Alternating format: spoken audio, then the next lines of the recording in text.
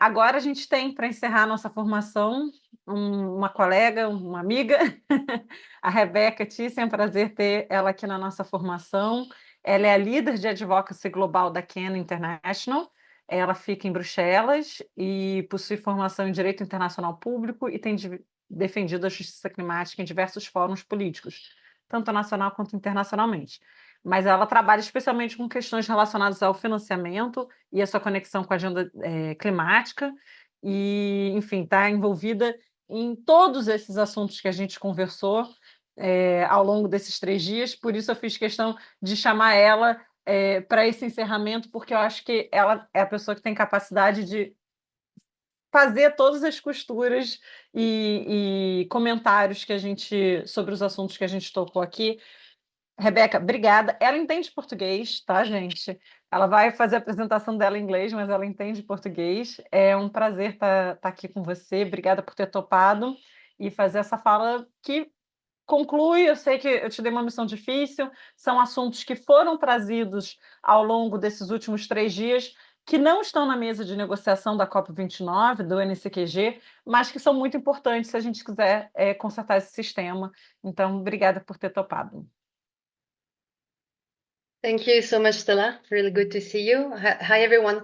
I wish I could do my presentation in Portuguese. I used to, be able to speak a bit, but I won't dare to do that today to you. So I'll go in English, but very good to hear the different presentation and very good question also before. I'll try maybe today to connect actually the two presentations we heard. So from Davi on the negotiation, the current state of play. I was also in Baku few weeks ago, and I totally share his assessment of the state of play and the politics. And yeah, actually we have this ministerial today, so on the NCQG, so it will be interesting to see how negotiation will evolve. But I do also think that Chennai's presentation was amazing to remind us that NCQG is not happening in a vacuum. Actually, COP are not happening in a vacuum, right? It's depending on a much wider system. And if we don't work to actually fix that system, we can very well get a super ambitious and the best well-shaped climate goal, but it won't solve the main issue and the root cause of the current crisis, because everything is really interlinked. So I'll probably repeat some stuff that you heard. Sorry about that, but I guess when it comes to finance, it's sometimes always good, to have some repetition and other ways to talk about stuff. And then I'll try to add some element and go deeper in some of the conversation we started. Just very briefly to give you an understanding of where I am standing and who I'm speaking from. So CAN International is the widest network in the world, coordinating many organizations working on climate issues. So we are trying, to put everyone together to work on climate justice. We focus both on regional issues, but also on different thematic areas. Finance is one of them, but of course we are working on many other issues. And maybe something important to know, and I think it's also part of the discussion, maybe not for today, but it's important to remember that we are now really focusing on all the policy, advocacy conversation, but to ensure that we foster change, and we make things moving. It's important also to ensure, grassroots engagement, mobilization, and action as well. We can't just be talking among nerds, so to say, and only about technicalities. It's also about, the outside world. And so CAN is also trying to work on big campaigns and mobilization across countries to ensure we push for an ambitious agenda. So on the menu today, I wanted to present you a few stuff. So on the context, I'm sure you've been hearing a lot already about the global financial system issues and why it's failing the people and the planet. But the idea here is to connect that assessment through the conversation on climate finance. Chennai already started to do that, but I will just go a bit deeper. And then probably try to have an overview, not exhaustive, on what are the different avenues. How can we actually unlock the trillions needed?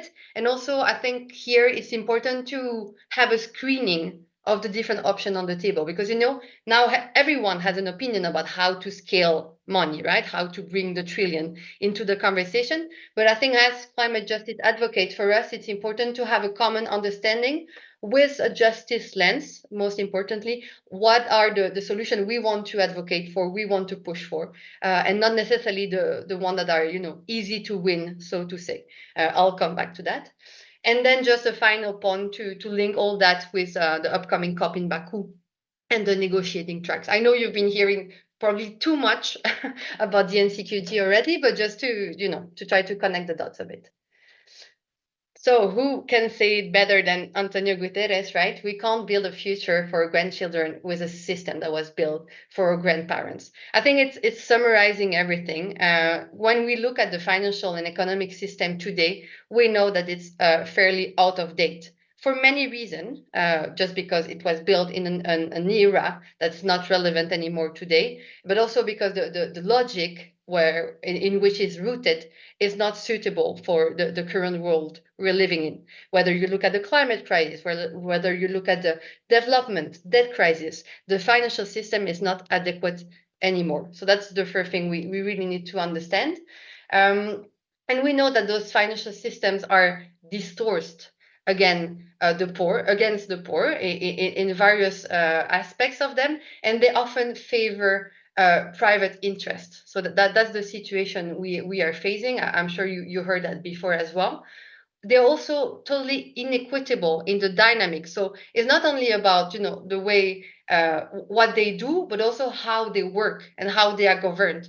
The situation, and that's also because they were created in a colonial a momentum of the economic world, and so they still reflect those archaic dynamics. And so whether you look at the taxation system, at the debt system, at the commercial relation, everything is largely unequal and dominated by a global north countries.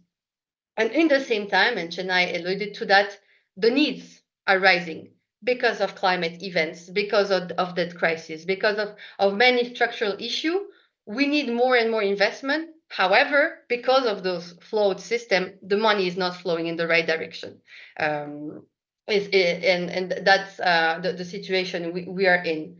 So I'm saying all this, I know now you know it, but because we can't afford to have what we call as quick wins or only low-hanging fruit solution. If we only look at what we can actually fix on a small scale with a very narrow scope, we will never fix those systemic issues. So I'm not saying we should not consider more, easy to win a solution, but it's always important to remember that we have a duty to tackle an entire system. I know it looks big of a task, and of course it's taking time. But I'm saying this because when you will look at the political agenda, and I will come to the Bridgestone Initiative and the Summit of the Future and those kind of recent proposals, they often miss the opportunity to address those systemic conversations. So I think again, I was talking about the kind of screening we need to have as civil society. It is important that we also address when they miss that opportunity of tackling the systemic issues. So that's why we are proposing a package to tackle and to transform the financial system. So for us, it's that way. And it's a real avenue to comprehensively address the different issue we see in the system. Today, I won't lecture you on all of those 7 pillars. It would take me an entire day, and I know I'm between you and lunch, so I'll make it brief. But just for you to understand that it is complex and it is systemic. And even though if, Chennai was focusing on debt justice and tax justice, so the 3 and the 4, which is important, we need to have focus. We also need to zoom out sometime and remember that everything is linked, right? So I was referring to before to the imbalances and the unequal governance of those institutions. So pillar 1 and pillar 2 are really about that. And when I will be speaking about the MDBs, you will see why. It's a concrete example of if we don't rethink the whole way rules are made and who actually decides about those rules, we will never get them equal and we will never get them working for everyone. We have been hearing from global north countries since decades that they can make it, right? We can keep the system as it is, and it will improve and it will work better for the common public good. But I mean, numbers are clear. Debt crises are on the rise, tax avoidance are on the rise, inequality are rising. So we don't see how the current system can actually fix this. So 1 and 2 are really about this governance and rule making and decision making problem. Debt justice, tax justice, you heard about it. The whole phasing out, shifting away from harmful activities is also really key, because we are saying and we are hearing we need more money, right? And then the answer is often, but there is not enough money, which is actually wrong. There is a lot of money, and there is a lot of money that it is invested in the wrong places. Of course, we can talk about fossil fuels, and I come back to that, how to redirect fossil fuel subsidies. But it's not only fossil fuels, it's intensive agriculture subsidies, right? It's military spending. You have many areas where public spending is actually directed where it could be benefiting for climate action, sustainable development, so education, health, etc. And the 6 and the 7 are maybe more linked to what you've been hearing before. So just and accessible finance, and also like, so that's more the quality conversation, and then how to scale up public finance. So that's of course very accurate when you talk about the NCQG, right? How to make finance better, but also how to ensure that you have more finance available for people that need it. So yeah, just to give you this kind of package of understanding of how we can transform the finance system. I won't focus on everything as I said, but I think it's useful to remember that everything is complementary. So what are the links between this global architecture reform, this very systemic agenda, and climate finance? Actually, there are many ways where you can increase the fiscal space, as Chennai was referring to, and so allocate more resources for climate and development by looking at avenues within this financial architecture transformation.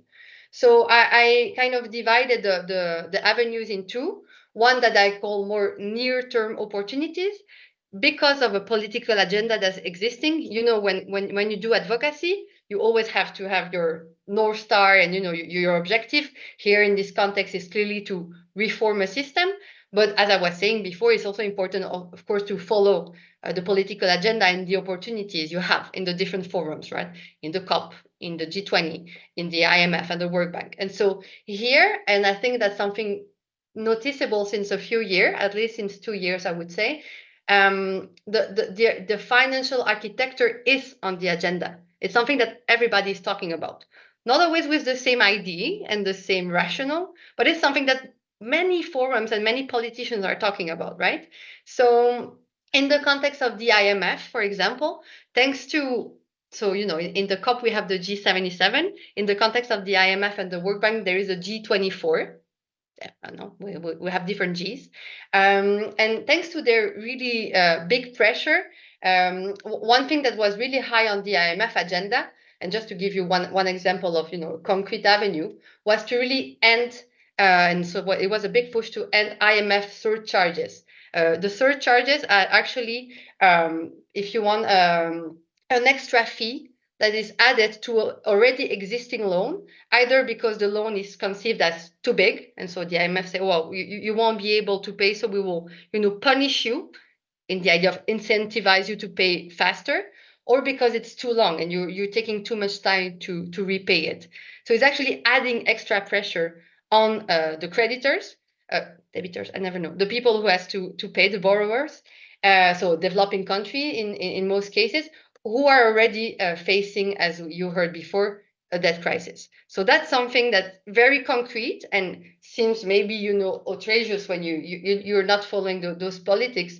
But again, that's something that we could really try to change. There is the G20 proposal that's recently got a lot of attention on the wealth tax. I'll come back to that, but that's there is a political momentum to shift that agenda and make polluters pay, so to say. And then Chennai alluded to it, unbelievable a few years ago to have a UN conversation around the global tax systems, right? And so that's currently happening thanks to the leadership of the African Union and the African Group of Negotiators. So those are near-term opportunities. And I think, to also sometimes the conversation seems too big and too complex, but there are avenues of hopes as well. We can work on that and already start to scramble the system through concrete paths. And then you have the more long-term opportunities, of course, that needs to happen with, long-term strategies and different pushes, collective pushes. Chennai alluded to it, and I think, the June-July FFD4, so Financing for Development Summit, will be a very important moment to, similar to what happened on the tax convention, try to adopt a similar conversation and similar convention on sovereign debt. Again, to have this kind of equal footing conversation about debt crisis with the first concern around the table, of course, and not just conversation amongst creditors or among rich countries, right? Having everyone around the table and to tackle this issue of debt crisis on a sustainable manner. Because that's an issue, and I'll come back to that when we look at the different proposition. Everybody talks about the debt crisis. It's not an issue that's not visible anymore. It's something I think that got more and more media and political attention. But the problem is how people are proposing to tackle it. And most of the solutions on the table for now, from the G20 to the World Bank, are just addressing a tiny, tiny bit of the problem without willing to look at the root causes again. So I think the UN Convention framework is really the way forward. Same for the reform of IFIs and MDB, so international financial institution and multilateral development banks. We hear a lot about those reforms from the G20 again. The World Bank in itself talk a lot about evolution roadmap, and I'll come back to that. But those institutions are not able to reform themselves. Let's be honest about it. Let's face it. Because again, if you go back to the governance issue, it's the contributors who are governing the institution. So they're really not ready to let go of their power and their decision making. So there is no way that the logic and the rationale would change if we keep on discussing those issues in the same existing fora with the same decision maker people.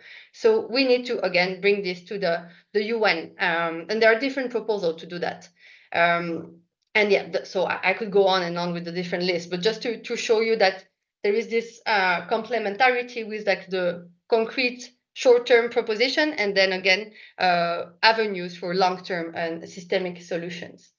And so briefly, because I think it's important, you will read in the news, you will read like on the different communiques from different policymakers that they do care about this issue, and I think it's a good thing. Notably the Bridgestone agenda. You may remember the Paris Pact. I don't remember the name, but like a global financial pact. I think that was the Macron summit last year in Paris. You have the Summit of the Future. And I think we can say that we all agree on the assessment that there is a debt crisis. Current institutions are not fit for purpose. We need to reform. But hear me clearly, reform can mean many things, right? Reform can go from transformation. That's what I mean by reform, and I hope you do too. And reform can go from, tackling some aspect of the problem by just adjustment, right?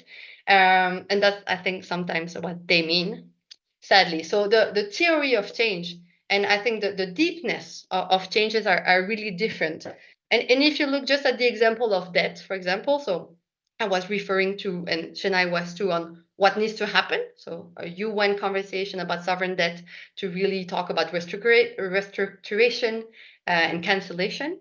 But what we've seen on the table is either, clauses when you, let me find the name again. Climate resilient debt clause. Sorry. So the fact that we can pause a debt when an extreme climate event happened and hit a country, it's of course interesting, and it allows the country to have more liquidity. And instead of focusing on debt servicing, it could actually invest in helping the population after a climate event. But that's not, again, addressing the deep issue of the structural debt and the fact that interest will continue to rise and the loan will need to be repaid. Same for debt swaps. You may have heard about that climate debt swap of dates for nature swap.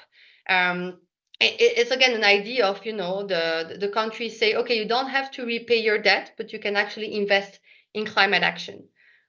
In theory, why not? It can actually allow to have a bit more climate action investment and then a bit less of debt repayment. But when you look at how much politicians are talking about that solution as it is, the silver bullet, it is how we're going to solve the debt crisis, and actually how debt swaps are efficient on the ground, it is insane. It is just not matching the numbers at all. And that on the side, I can answer that maybe later if you have questions, but the way debt swaps are shaped and thought is again in a very archaic and colonial idea, right? It's the creditor country who condition the way the debt swaps is supposed to work to the debitor country. So again, it's not at all the idea of justice, of debt cancellation. It's how if I am a creditor country, I will explain you exactly how and where you need to invest your climate action money, which is of course outrageous.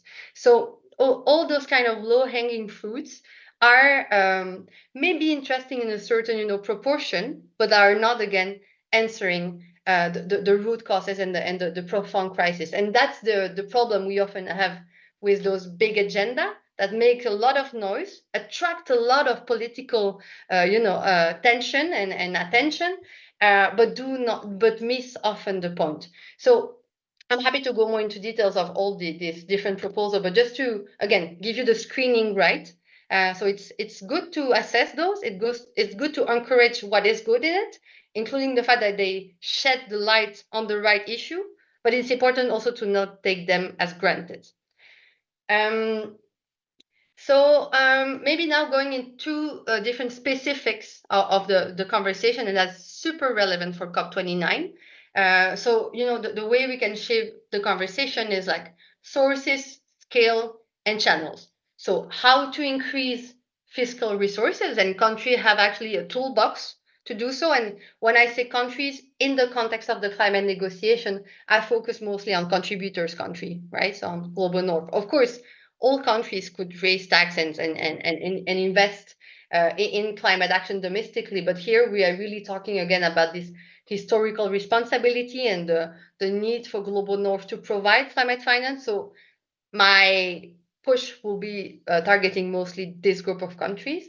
Then, of course, you raise taxes. Then you have to choose where to allocate the money. And there, again, if you look at the contributor countries, it's important that they link this to climate ODA, overall international commitments. And then you can decide on where exactly you spend it. And this is getting very interesting linked to COP because of the role of MDBs. For example, I mean, I could go to different specifics, but I was asked also to tell you about MDBs. But why? Because MDBs are now all over the place. When you talk to global north government, developed country government, they see this as the new channel for climate finance, as the new solution to scale up climate finance. And one of the key points I want to give you today is why it's not such a good idea. Okay, so let me go to that specific points. So why first are they in the spotlights? Because it's not me. I mean, I'm putting them in the spotlight for you today, but it's coming from somewhere. Since COP27, so Sharm el-Sheikh in Egypt, parties have started to do what we call calls to action. So now UNFCCC decision, COP decision tend to also call to. They can't really tell other institutions what to do, right? The party control what they can control, which means party agreements and consensus. But they call upon other actors such as MDBs, such as IFIs, to increase their participation in climate finance, to revise their practices in order to increase their climate finance fair share, etc., etc. So that's a new thing. The links between the two systems are clearer. And again, if I go back to what I was saying before, it's really important to remember that COP are not happening in a vacuum. And that's a good example, right? That links are getting clearer and clearer, also within the decision themselves. And we heard again many politicians, many decision makers speaking about the role of MDBs, of course, with different angles and hooks. So you have Yellen there saying that we need them to devise new approaches to address global challenges. Lula linking this to, I was referring that to the anachronic global governance, but asking MDBs to be more effective, allocating more resources. So again, foreseeing a role for them in the global conversation. And then, of course, AJ Banga, so president of the World Bank, on the right, calling for, so he was just starting his new role, and he really said in Marrakesh clearly MDBs and World Bank in particular would become bigger and better. The thing is, how do we understand this bigger and better? Bigger means channeling more finance through private lending, basically, and better means being more efficient. I mean, and we're saying this based on the different documents we could see from the World Bank, the evolution roadmap, etc., etc., etc. So it's not necessarily the reform we were talking about, and I was telling you that before, right? Reform can mean many things, and so the better and bigger is not aligned with justice and equity perspective. So bottom line, MDBs are at this stage currently unsuited for expanded role for climate finance. The bigger, bolder, better agenda, as forward by the G20, or we also call it the triple agenda, is not fit for purpose. Bigger, I was telling you, is leveraging more private sector to boost lending capacity, but of course at the expenses of public sector, public institution, and therefore investment in public goods. MDB's climate finance is mostly loans based, and we heard about the debt crisis right before. So developing countries can't afford more loans, even if they are really highly concessional. It's not compatible with the current situation, and often those loans are actually with high interest rates, so it's doubling the costs. And the World Bank refused to talk about debt cancellation and relief. A bolder bank, as I was saying, it's more about being faster, being more efficient, jump from project to project, which leads to a lack of transparency. And if you look at the report, I'll share my slide afterwards, it's really striking to see how when you go into the numbers, you actually don't understand how the World Bank is reporting its climate finance. It has no methodology, no accountability, no reporting methods clear. So it's really, I mean, we can't accept that actor to take such an important role in the new climate finance architecture with so little guarantee that it's actually doing the right thing on the ground. And of course, the lack of human rights-based approach is a big issue, by also going to so fast through different procedure to try to be more efficient. We of course overlooking the different safeguards. The neo-colonial logic of those banks and of those institutions, so pushing countries to implement more austerity measure to go faster in repaying debt, so pushing them to invest more in debt servicing rather than in public investment for climate action, but also for health, education, etc. And a very important point that people often don't know, because the World Bank does invest in fossil fuels at the moment still. And the president said that gas, which is a fossil fuel, is a transitional fuel, right? So this is still embedded in the logic of those institutions. And I don't see how it is compatible to have this logic and climate finance increase from them. So that's really important. And I think it should be called out much more. And then again, linking to the point I was making earlier, those institutions reflect the same old archaic governance and are still largely dominated by the global north. So what needs to happen if they want to play in the climate finance playground? They need to focus much more on public finance. They need to focus on providing RAND-based and highly concessional finance over those non-concessional loans that are the vast majority of money provided. Higher standard of transparency, accountability, and of course, stop supporting fossil fuels.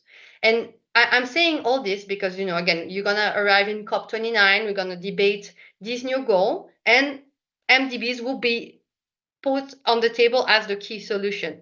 But we have other solutions to channel multilateral money in the climate finance space, which is the multilateral fund of the UNFCCC, including the Green Climate Fund, for example, but not only. You also have the Adaptation Fund, least developed country funds, the loss and damage fund, etc., etc. So we have those structures existing that are, of course, way better when it comes to governance, when it comes to country ownership, and when it comes to access accredited entities and capacity building. So we have to remember that solutions do exist, and that we should not get trapped by the fame and the mainstreaming of MDBs that we see putting forward by some of the contributing countries. So I think that's important also to, again, or screening of the situation. You have to remember that multilateral funds are key. And of course, they need to get better. And there are many issues with them. I'm not saying they're perfect, but they have legitimacy and democracy, accountability. That's also really, really key. So that was the first bucket I wanted to talk you through. So what is what can be done to unlock the trillions? So we saw the different systemic proposition. I told you about the MDBs that are now the new trend in climate finance. And of course, another very big and important conversation is what we call innovative sources of finance, how to raise the money. And I was telling you before, I will focus mostly on the context of global north country, because it's really key in the context of the NCQG. So we can look at this as kind of a tax toolbox. I won't give you an exhaustive list, because there are so many initiatives, so many propositions. But maybe a good thing, and it's coming actually from TGN, so Tax Justice Network International, with again this idea to giving you a screening of how to identify the different propositions and how to assess whether or not they're good and we should fight for it, is those 5 R's. So first, a tax or a new levy should ensure that there are revenues that can be used to fund universal public services and sustainable infrastructure, or so to say, common public goods. The second one is really linked to also what we do in the climate justice space, is a conversation around redistribution. So not only a tax is there to raise money, but also to correct the course of the current system and reduce inequalities and tackle them. So revenues, redistribution, repricing, so really putting a price on what we call the bad stuff. So incentivize the different investment to move away from the bad stuff. Representation, linking again to the whole governance issue and the systemic problems of current processes. And reparation, again, very coherent with the whole climate justice debate and climate debt conversation. So maybe let me not go into details, because I think time is flying, but I put you there a list of different avenues to look at. So you have like the different proposal on the wealth tax. You have different proposition to tackle the aviation sector, the shipping sector, so all very polluting sectors. And again, a way to assess those different proposals and look at them is always to come back to those 5 R, and so identify whether they would be able to actually raise revenues, but also, from an equity and justice lens, would they be able to redistribute correctly money to tackle inequalities, to also encompass the reality of reparation and historical responsibility, etc., etc. So we have the wealth tax, aviation, shipping. We also have the whole make polluter space. Someone was asking earlier in the chat about industries and high emitting sectors. Of course, they need to contribute. They are fueling the crisis literally. So it's very important to find different avenues to make them pay. To raise money, but also to address directly the climate crisis by making divesting from those harmful investments. There is also the whole conversation around fossil fuel subsidy reform and how to equitably, and I put that in bold because it's really important, and public finance and direct subsidies to fossil fuels. It's a very complex conversation because it has, of course, socially linked impacts, but it can be done. And again, it has received more and more political attention. And I think in the global north, again, there are many things that could actually happen on a, so to say, quickly base as the debate has been moving forward recently. And all those levies, all those taxes could actually really free the money that we would need to invest in the new climate goal. OCI, so All Change International, I will paste the report in the chat, has just published a study, compiling all those different avenues, so subsidies, wealth taxes, and different pieces of solution, and they combine it all, and it was raising until 5.3 trillion of money that could be raised annually in global north country to invest in climate action domestically and internationally. So coming back to the argument that there is not enough money, there is enough money. It's just a matter of how you distribute it and how you source it. And this would be my last slide, just to connect the dots between those kind of more systemic conversation and the new climate finance goal. So it's important to remember why we need this goal and what should be the scope and the vision for a new climate finance goal, right? It's a matter of justice. It's a matter of responsibility. So we have many tools to use in the global architecture to ensure that there is more fiscal space, that we tackle debt crisis, etc., etc. And it needs to happen. But in the context of this goal, we have to remember that it's a responsibility from developed countries, global north country, to developing countries. That's it. The debate can look very complex in many issues, but the legal interpretation of it is we have this historical responsibility to be fulfilled through a new goal, right? So those countries are free to use tax justice to make polluters pay a reality and to then channel more money to developing countries. So that's something that needs to happen. But what's really important, and I believe you've been discussing this before, is that we can't use this whole, debate of the global architecture reform to dilute responsibility. So it's really important that those conversations will happen in the UN, in the UN Tax Convention, in different spaces, but in the context of the NCQG, this year in COP29, we have to ensure that developed countries are taking their responsibility and are committing to a new goal where they will be fulfilling their promises towards developing countries. I know it sounds very, reducing, but actually that's the heart of the debate. And all the rest is flowing around, right? How you're going to channel the money, what kind of tools or instruments you're going to use, that's open. But the core and the heart that's actually underlying in climate justice and equity can't be forgotten. So that's the only thing I want to end with, because and it's a tactic actually to try to blurry the lines and let's all talk about final systems and let's all see how we could raise taxes. Of course it's important, and that's the context of 2.1c, other space, other dialogue, other dynamics. But in the context of the NCQG, the responsibilities are clear, and I think it's important for us, all of you going to COP, we're going to see each other, so let's try to fight for the same justice issues. Thank you. Rebeca, eu acho que você fecha com chave de ouro a nossa formação, porque você fez essa conexão entre todos os temas. Então, a missão dada foi difícil, mas eu sabia que só você poderia fazer. Então, te agradecer de estar aqui. A gente vai ter agora um tempinho para perguntas, e eu realmente gostei muito de ver na sua apresentação.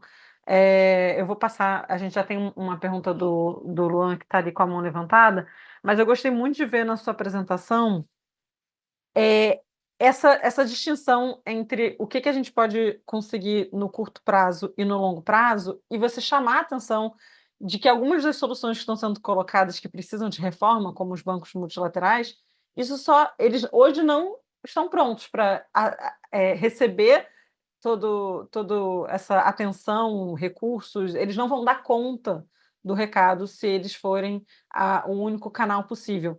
E aí eu fiquei me perguntando, e aí realmente eu não sei, se isso está nas discussões da nova meta, se vai ter em algum direcionamento, porque a gente discute o quanto, o valor, a gente está discutindo quem vai contribuir e quem não vai, se vai ter submetas ou não, mas nos 100 bilhões a gente tudo poderia contar como financiamento climático, não necessariamente um caminho de canalização.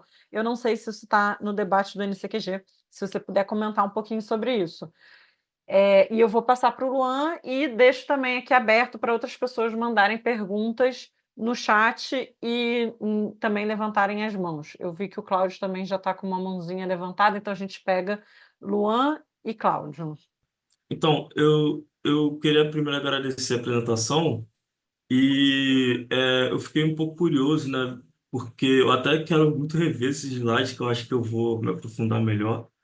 Mas, sobretudo, todos que você trouxe, eu entendi muito que era um pouco da fórmula, né? Como a gente tem financiamento, tem que ser mudada. Isso me faz pensar muito sobre o mercado de carbono, né? Hoje em dia. Porque assim, tem sempre uma dúvida das pessoas se o mercado do carbono realmente hoje está servindo como green, para realmente incentivar que as indústrias que pagam, né, por essa captação de carbono estejam fazendo uma transformação dos seus meios de produção para mudar, a forma de poluir, ou se ela só está servindo de um greenwashing que as indústrias estão, as grandes indústrias que têm poder para financiar, essa compra de carbono, estão agora sendo vistas com bons olhos e conseguindo manter sua lógica de produção. Então, a minha dúvida é mais se você vê, né, que hoje em dia está US$ 7, né, mais ou menos assim, o preço da tonelada por carbono. Esse preço está sendo eficiente para forçar uma mudança na lógica de produção, ou ainda está sendo quase como uma propaganda para essas grandes empresas, sabe? Tipo, e aí elas conseguem manter estilos de produção e ainda conseguem um marketing positivo para elas, sabe? Essa é a minha dúvida. Rebeca, vou chamar o Cláudio, aí ele faz a pergunta e depois a gente faz uma nova rodada, tá, Ciro? Oi, obrigado, Rebeca, mais uma vez, pela apresentação. A pergunta que eu tinha era para a Chennai, na verdade, mas eu vou fazer para você, e se o Davi estiver aqui ainda e quiser pular na resposta, eu agradeço. Mas a gente já tem meio claro agora que o quantum do NCQG, se vier, não vai ser nada nem perto do que os países em desenvolvimento estão demandando. Existe alguma possibilidade de dívida externa, né, considerações sobre dívida, integrarem o quantum como uma espécie de pagamento in kind, né, dos países desenvolvidos para os países em desenvolvimento? Isso foi aventado? Thank you very much for the questions.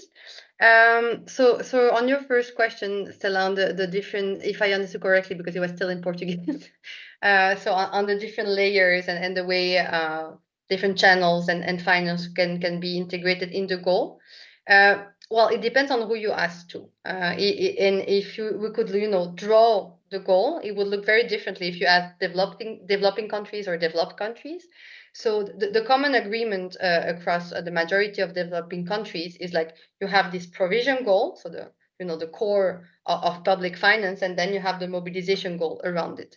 But what developed countries, and it came from the US, it came from Switzerland, it came from Canada, are adding, so it's like an onion. They love the metaphor of the onion, so the core, it's an extra layer, what they call the policy layer, where actually all these, investment instruments or the MDBs, the domestic resource mobilization, all those ways of increasing finance are also coming in.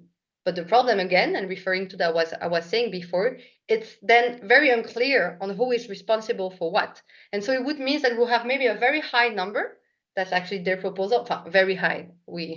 Depends on what who you're talking to, because the US, for example, said they would maybe envision to have a 101 billion goal, because that's higher than 100. Yeah, so that's not very high, but you know what I mean.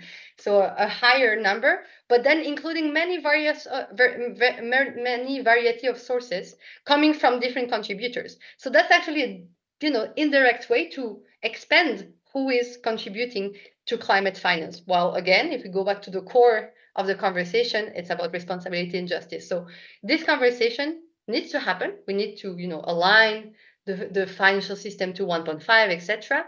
But it has actually to be discussed in another room, which we have plenty of resources and conversation, and it's in the 2.1C dialogue. In Chennai, actually, is going to participate to those UNFCCC dialogue. We as Can suggested that she gave a lesson to negotiators, so she's going to Sharm el-Sheikh next week. Luan, on your question about carbon markets, very good point. I think actually you answered the question when you were asking it, because you raised all the issue we see with carbon markets. But an important thing to know is that different countries are actually pushing more and more for carbon markets to be recognized as climate finance. So earlier I was asking Davy if we could work on an exclusion list.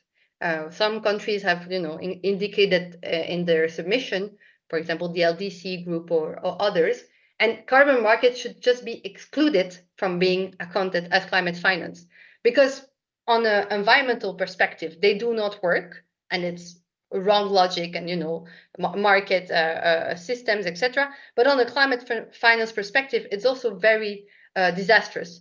For a question of accountability, additionality, the kind of projects that are implemented, etc., etc. So it's actually critical to also be aware of that issue in the climate finance conversation as well, because if you follow negotiation, carbon markets are often contained in what we call Article 6. So the conversation around carbon markets, voluntary, non-voluntary, etc. But they're actually, moving slowly but surely towards the climate finance conversation, again, to increase, the portion of finance, but not in the qualitative way we would like to. And Claudio, on your question, I think it's actually, we need to be careful about that idea for two reasons. One, on a justice perspective, I don't think it would be fair to count, illegitimate debt that shouldn't be existing in the first place as a way for developed countries to fulfill their international obligation towards climate finance. But also on the matter of additionality, I think it won't be adequate to fulfilling this Paris Agreement criteria either. So for me, it's really important to distinguish the two. We need to have this conversation about debt cancellation, and on a moral perspective, it should be a priority. And then just incentivizing and make contributing countries understand that they have the avenues, they have the tools, and they have the decision-making power to increase their public spending on climate action and on climate finance. So I think it would be dangerous if we open that box, actually. But I'm not Chennai, so I can forward your question to her and see what she answers. Thanks. Obrigada, Rebecca. Eu vou pegar as duas perguntas que estão com a mão levantada e tem uma do chat também. Eu vou começar pela do chat. Não, Ciro já está na tela, então começa o Ciro. Obrigado, Stela. Obrigado, equipe do AC. A formação foi incrível, de verdade. E muito bacana poder encontrar um monte de gente aqui também fazendo junto essa formação. Rebecca, parabéns pela apresentação, muito obrigado. Nesses 3 dias de formação que a gente teve, a gente percebeu um approach das pessoas que estão na sociedade civil de falar muito sobre reforma do sistema da arquitetura global, né, de finanças. Hoje a gente ouviu sobre justiça, tax justice. Por outro lado, por parte dos negociadores, a gente vê uma preocupação mais assim, em relação à meta, finanças, né? Então, nesse sentido, eu queria ouvir de você qual é a sua visão sobre o quanto de ambição e de esperança a gente pode ter em relação à COP de Baku e o quanto que esse caminho vai ser um contínuo em relação à COP do Brasil. Obrigado. Perfeito, obrigada, Ciro. E a gente vai também ter uma pergunta do Enéas. Eu vou fazer o disclaimer que o Enéas é o autor de uma das nossas referências bibliográficas sobre financiamento climático. Obrigado pela apresentação. Parabéns por toda a organização desse curso. Rebeca, parabéns pela apresentação. Minha pergunta, ela se refere um pouco a não exatamente sobre os bancos multilaterais de desenvolvimento e instituições financeiras, mas talvez sobre as entidades e fundos que compõem o mecanismo financeiro da UNFCCC e também do Acordo de Paris. E acho que se encaixa um pouco na pergunta do Ciro e também na pergunta dos demais colegas. A gente sabe que o design original para as entidades e fundos do mecanismo financeiro, como por exemplo o GCF ou o GEF, eles foram desenhados para prestar contas à COP e também funcionar sobre orientação e direcionamento da COP.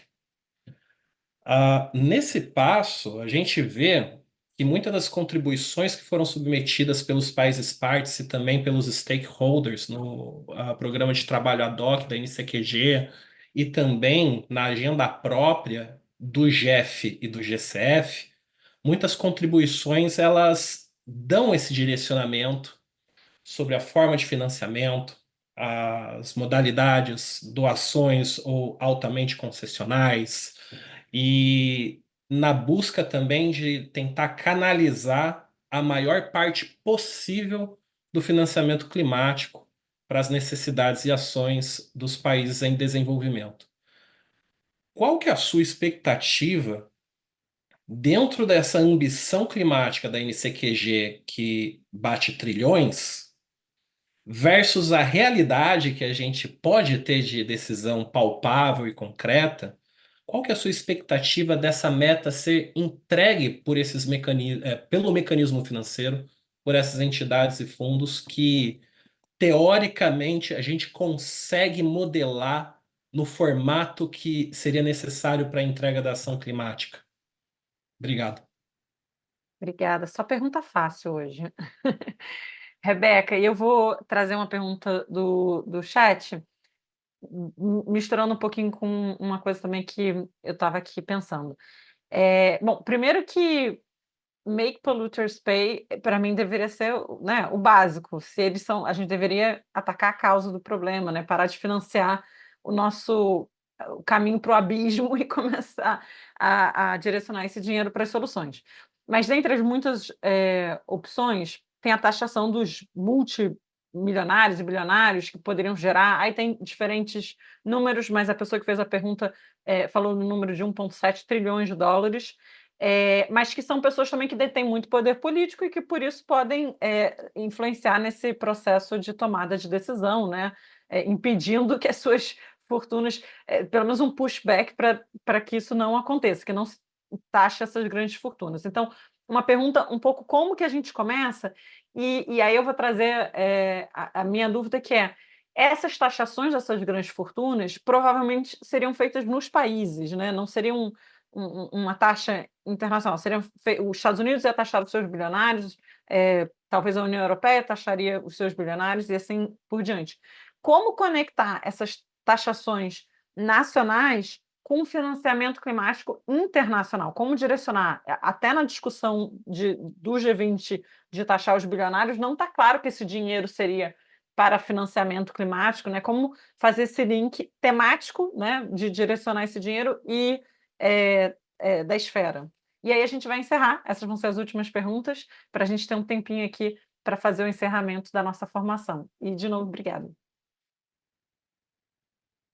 Just a reminder, it's Friday afternoon for me. Sorry if I'm not making sense anymore. But thank you for the question. I'll go in reverse order. So starting with you, Stella. I think it's a very key point you ask, and it's actually defining the efficiency of a measure or not. And so it's a matter of finding a balance between international collaboration and cooperation and domestic sovereignty. And that's actually also a way to assess how you build a tax, and so not only the percentage and who you target, but actually how you balance those two. And I do think in the Zuxman proposal, so the one that was discussed in the debate at the G20, that was exactly the idea. So trying to set up a coordinated standard on targeting the wealthiest individuals, but then incentivize again countries to implement that domestically, because the idea is also to kind of counter the risk of a race to the bottom thing. And if only few countries do it, they always fear that then those individuals will just fly away, go to tax havens, etc., etc. So it has to be thought in a kind of complementary manner, and that's why it was also debated at the G20, to give that kind of political leverage and guarantees to countries that at least the richest country of the world will be implementing that as well as a common standard, and then the rest will follow. It's important to know that it's not necessary that all countries implement it. There is a way also to counterbalance that there is not an unanimity, that is not unanimously implemented. But you need to have a majority also for that kind of political leveraging and incentivizing. And that's why that was Zuckman teams and the different people working around that tax plan. So let's see what happened in the Leaders Summit and the kind of signal that the final declaration will send, because it's always that thin line that allows them to reach the next stage and allows implementation. Same as the corporate tax that was adopted a few years ago. Not all the countries of the world agreed to it, but there was enough political momentum to have it discussed at the level sufficient to have an impact. The other question, regarding the multilateral funds, I think it's a very important and relevant question.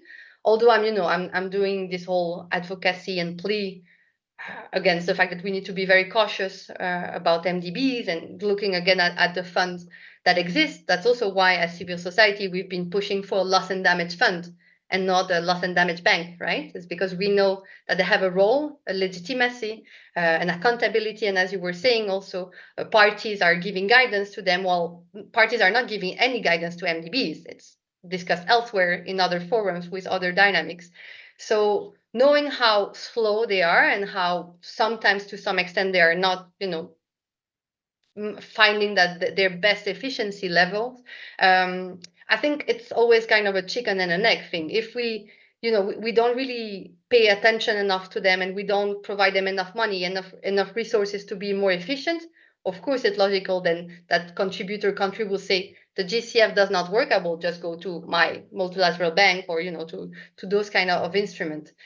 So for example, in some submission of developing countries, they were allocating a proportion of the new goal to be guaranteed on a yearly basis to multilateral funds, and particularly to the GCF, to ensure also visibility and clarity on how much the fund can work on, and also to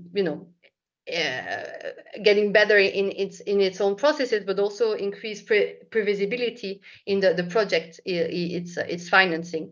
So I think it's a bit of a we need more political will and more trust in those funds, but they also need to accept the fact that they need to be better and bolder to use the World Bank narrative.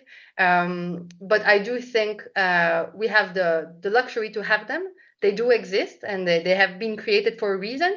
So the fact that they are not perfect is not a sufficient excuse for me to then say, okay, let's just forget about them and go to MDBs, also knowing all the problems MDBs have.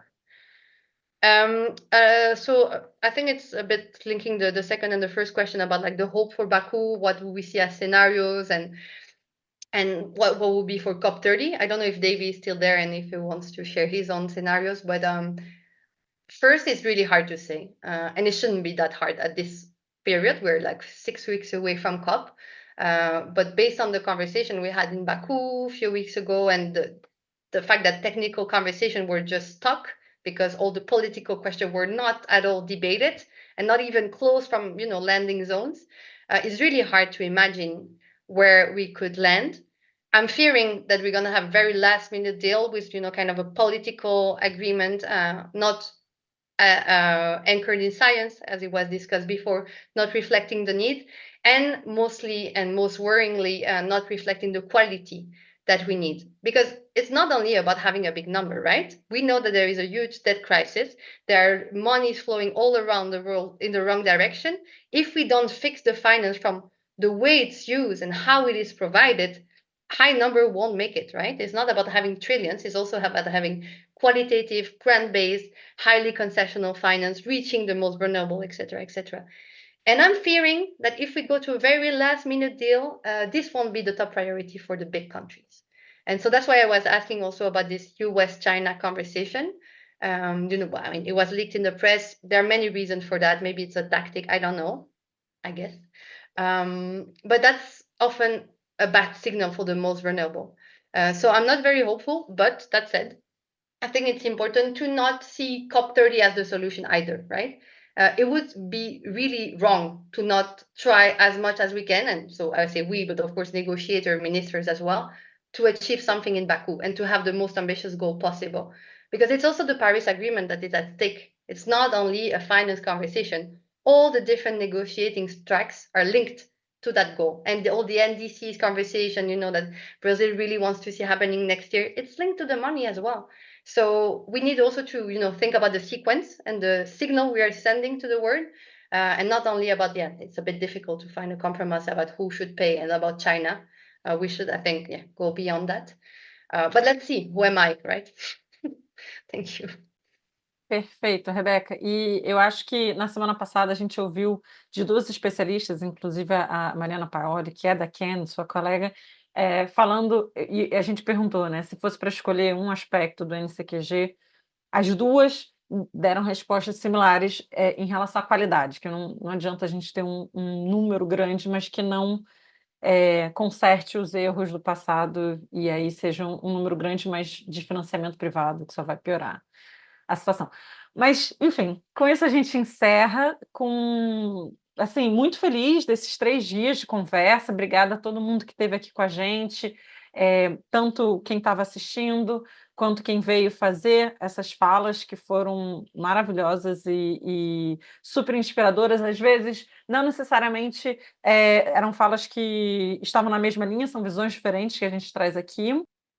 E eu queria alguém falou que o Davi estava com a mão levantada. Davi, está aqui ainda? Não, claro que está a tempo. Vamos colocar de volta na tela. Por favor, Davi. Obrigado, Stela. Acho que vou tentar. Eu não tinha visto. Não, tranquilo. Estava aqui ouvindo ainda a conversa, achei super boa. Vários comentários, inclusive, que a Rebecca fez agora refletem a nossa visão também. Inclusive isso que você falou de que não dá para se falar só no número sem tratar da qualidade. Eu tinha marcado aqui alguns pontos para tocar, mas enfim, acho que não sei se é o caso agora de entrar tanto. Mas enfim, agradeço muito a organização dessa formação e a oportunidade de participar. Só um fechamento, assim, eu concordo muito em muitos pontos com a Rebecca sobre o fato de que, pelo cenário que a gente tem hoje, é muito provável que essa decisão vá ter um aspecto bastante político, mas eu ainda mantenho a confiança de que vai sair uma decisão em Baku, possivelmente não a decisão com a qualidade que a gente gostaria, mas uma decisão daquelas que atende ali um pouquinho do que cada um tá pedindo e que avance pelo menos um pouco o sistema de financiamento climático, né? Para a gente isso é muito importante. A gente concorda muito com isso que a Rebecca falou, de que resolver essa questão esse ano é fundamental para o trabalho do próximo ano. Primeiro, pelo contexto de revisão das NDCs, não tem como você pedir ali aos países que elaborem seus NDCs num nível de ambição maior, sem que eles tenham essa sinalização de que o financiamento vai, de fato, fluir. E também de que isso não é um debate que se encerra em Baku.